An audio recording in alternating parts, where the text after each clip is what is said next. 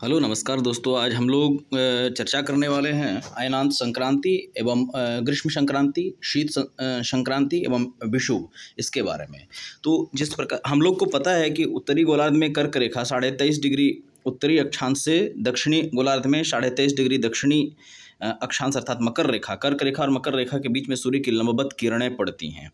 अब यदि मैं इसे इस प्रकार देखूं कि यदि मान लें कि सूर्य की किरण कर्क रेखा से चलना प्रारंभ करती है, तो कर्क रेखा से पहले वो पहुंच के आएगी भूमध्य रेखा पे, मैं एरो दे रहा हूँ, भूमध्य पे पहुंची, फिर भूमध्य से पहुंचेगी मकर पे, फिर मकर से पुनः वापस चलेगी तो भूमध्य पे पहुंचेगी और भूमध्य से फिर पहुंचेगी कर्क पे। ये इसका जो है चक्र है जो ये लगातार चलता रहता है। अब यदि इस प्रकार मैं देखूं तो इसमें बांट सकता हूं, कर्क से भूमध्य, भूमध्य से मकर, मकर से फिर वापस जाने में तो 4 भाग में ये बट जाएगा। तो ये 4 भागों में बट जाता है।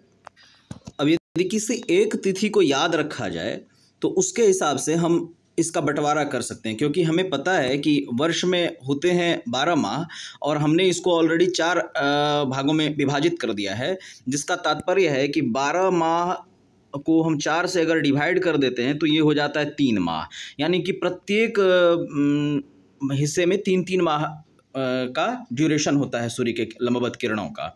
तो इस हिसाब से किसी एक तिथि को अगर हम लोग पकड़ लें तो उसके हिसाब से हम लोग पूरे वर्ष में हर एक संक्रांति या फिर जो हमारा विषुव होगा उसकी तिथि को हम लोग आराम से देख सकते हैं। उसको याद करने की ज़रूरत नहीं है, वो हम लोग जोड़ के हिसाब करके बना सकते हैं। ये बड़ा आसान है।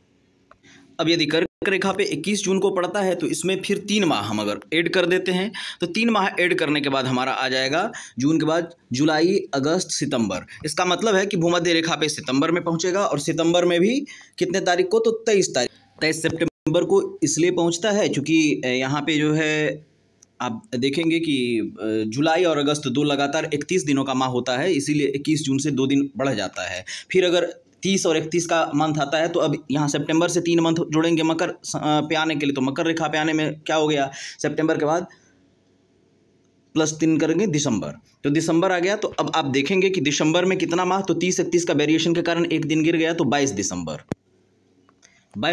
को हम लोग पहुंच गए मकर रेखा पे। अब मकर रेखा से पुनः वापस हम लोग चलेंगे, क्योंकि इससे आगे सूर्य की सीधी किरणें जा नहीं सकती है झुकाव, अक्षीय झुकाव के कारण। तो फिर पुनः हम भूमध्य रेखा की तरफ जाएंगे। तो अब दिसंबर में अगर हम 3 माह जोड़ें तो फिर से हमारा आ जाएगा मार्च, और मार्च अगर आता है तो मार्च में कितना, तो 31 तारीख, क्योंकि 30-31 का वेरिएशन है तो 31 तारीख, क्योंकि बीच में फरवरी पड़ता है और फरवरी 28-29 का होता है, इसीलिए एक मानक समय तय किया गया है कि 21 मार्च।